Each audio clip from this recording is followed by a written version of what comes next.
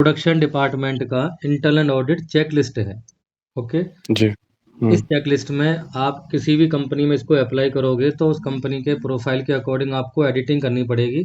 मगर ये मैंने क्या किया हुआ है, स्टैंडर्ड बना रखा है। अभी किसी भी कंपनी में आप इसको अप्लाई कर सकते हो, बस इसमें एक्स्ट्रा एडिटिंग करनी है एज पर कंपनी प्रोफाइल।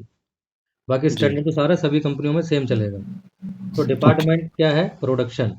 ठीक है, नेम ऑफ ऑडिटर आ जाएगा, कौन ऑडिटर ऑडिट करने आएगा। नेम ऑफ ऑडिटी, ऑडिटी कौन होता है, रिप्रेजेंटेटिव, जो अपने डिपार्टमेंट को रिप्रेजेंट करेगा ऑडिट के टाइम पर। ठीक है, और ऑडिटर कौन जी। होता है, असेसर, जो असेसमेंट करेगा।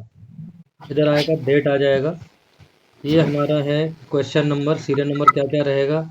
ये ये हेडिंग है कि हम क्या कहाँ से स्टार्ट करेंगे। तो पहले हम पर्सनल हाइजीन से स्टार्ट करेंगे।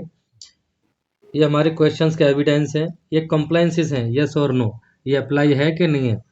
फिर आपको ऑडिट फाइंडिंग्स आएगा इधर। ठीक है, कि आपने क्या फाइंड किया फाइनली। तो पहला पॉइंट हमने पर्सनल हाइजीन से रिलेटेड लिया है।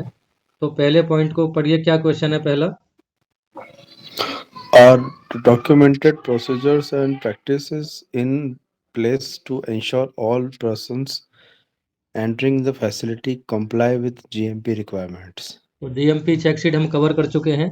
सीधा सीधा इस हम्म। पॉइंट से ये इंडिकेट होता है कि जीएमपी की चेक शीट अप्लाई है कि नहीं है। तो यहाँ पे आपने क्या देखा, ये आपका क्वेश्चन एविडेंसेस है कि आपने जब इस पॉइंट के अकॉर्डिंग कुछ उनका सब वो जो डॉक्यूमेंट चेक किया या रिकॉर्ड चेक किया, प्रैक्टिस चेक की, वो आपने क्या देखा, तो आपको यहाँ लिखना है। ये मैंने आपको फुल फिलअप करके दिया है विद एविडेंस। ओके, तो ऐसे ही आप अदर Okay. डिपार्टमेंट की कर सकते हो। तो पढ़ो इसमें क्या है, कैसे लिखना है आपको।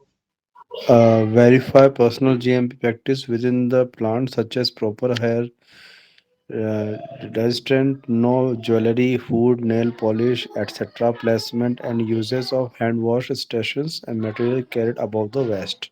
हाँ, तो आपको मैंने इसका एसओपी पढ़ाया था ना पर्सनल हाइजीन का, उसी के अकॉर्डिंग जिससे आपको पढ़ा। देखना है कि प्रैक्टिस में है कि नहीं है वो। तो जी। कंप्लायंसेस क्या है, यस, यानी प्रैक्टिस में है। Yes sir. अब यहाँ प्रैक्टिस में। आपको ऑब्जर्व, फाइनली आपका ऑब्जर्वेशन क्या है, GMP practice within the plant are followed properly. तो जो जीएमपी का डॉक्यूमेंट नंबर मैंने वहाँ डाल रखा है, यहाँ पे आप जीएमपी का डॉक्यूमेंट नंबर भी डाल सकते हो कि मैंने इसके अकॉर्डिंग वेरीफाई किया। ओके। ओके। नेक्स्ट पॉइंट क्या है। Does the facilities program include the specifics identified in SOP for personal hygiene? Okay, next point आपने पढ़ा था अभी। Second number, पढ़िए। does the facilities program then question evidence verify in uniform practice throughout the facility? Next. इसमें का compliance no, no है क्योंकि इसमें हाँ। क्या लिखा है इधर देखो, इसे ब्लैक, ये बोल्ड कलर कर लो, क्या पह रहा है, ये ब्लैक कलर में क्या लिखा हुआ है। However, from one of the worker uniform threads were falling falling out. Out.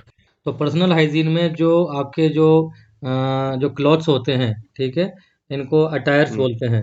तो उन्होंने सभी लोगों ने यूनिफॉर्म पहना हुआ था, बट एक वर्कर का आपको क्या मिला, उनका धागे निकले हुए थे वो। ठीक है, तो ये एक Okay. पर्सनल हाइजीन के थोड़ा अगेंस्ट है। तो आपने इसको नो, ये नो लिखा, और इधर ये आपने ऑब्जर्वेशन लिख दिया।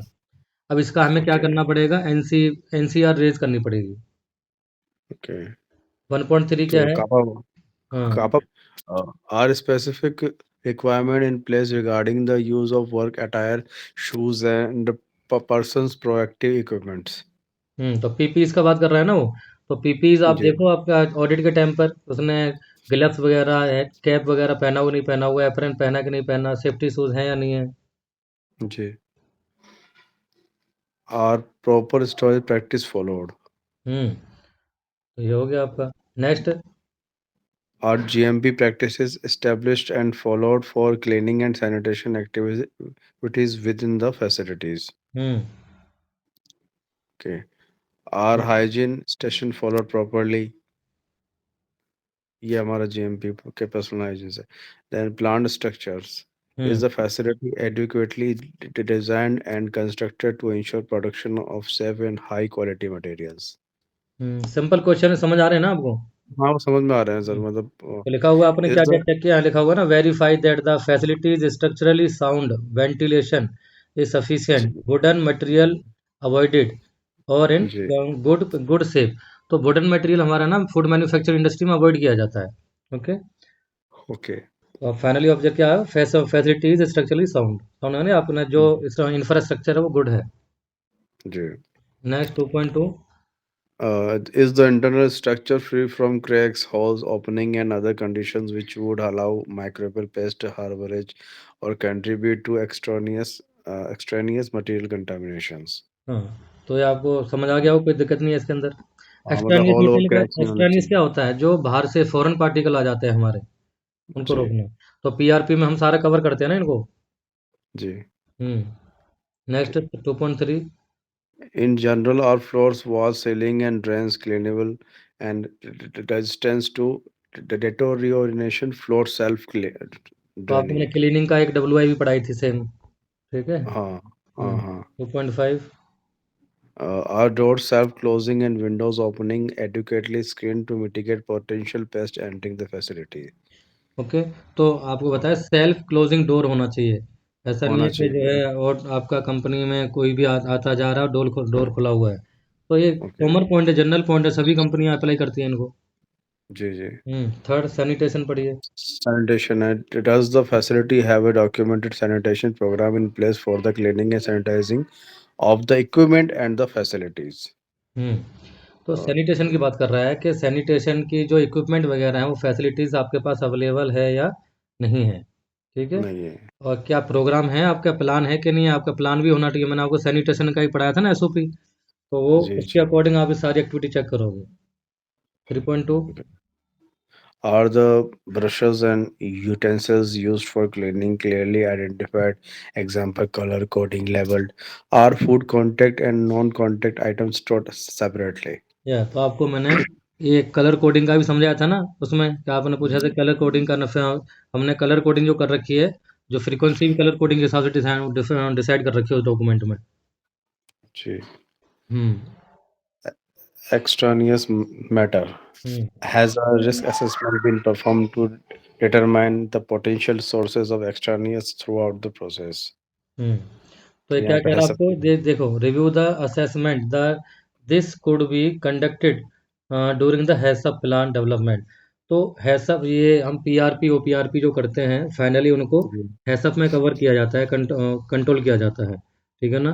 तो रिस्क जी, असेसमेंट जी, आपको मैंने रॉ मटेरियल से रिलेटेड डिपार्टमेंट वाइज क्या क्या रिस्क हो सकता है, वो सारा आपको मैंने समझाया जी, था हैसअप के अकॉर्डिंग। या, 4.2। जी। Based on the assessment, are prerequisite program procedures in place to minimize the extraneous matter potential. तो बता रहे कि भाई इन सब के बेस्ड आपका पीआरपी है कि नहीं है? पीआरपी में आपने सारा मेंशन किया है नहीं किया कि रॉ मटेरियल आएगा जी, तो आपका फ्री फ्रॉम कंटामिनेशन होना चाहिए, पाइथोजन नहीं होना चाहिए उसके अंदर, ठीक है। और यानी जी, जो जी, मतलब आपका जो है डिसीज से वो होना चाहिए, वो free from disease, free from contamination. तो एवरीथिंग मैंने आपको yeah. वहाँ बताया था भाई, हम अप्रूव्ड सप्लायर से मटेरियल लेते हैं, ठीक है। Approved, sir. हाँ, Right. इन हाउस में जो और मटेरियल जो भी आता है उसके साथ में और क्या रहता है, COA सर्टिफिकेट रहता है उसका, है ना। G. Hmm Okay. Weight control. Hmm Uh, does the weight control program include statistical process control, verification, calibration, and corrective action activities? ये जो Weight. कैलिब्रेशन होता है ना, कैलिब्रेशन में एक स्टैटिस्टिकल टेक्निक भी हो जाती है एमएस से। जो थर्ड पार्टी जो Mhm. कैलिब्रेशन करती है ना, वो स्टैटिस्टिकल टेक्निक के थ्रू कैलिब्रेट करती है इसको। Okay. Hmm Static. Okay. Are out of compliance lots placed on hold for further evaluation and disposition?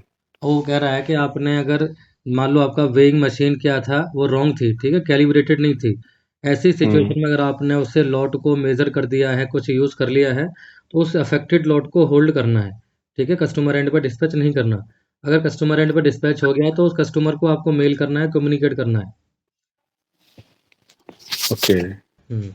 तो ये है ठीक। आपका प्रोडक्शन का चेकलिस्ट।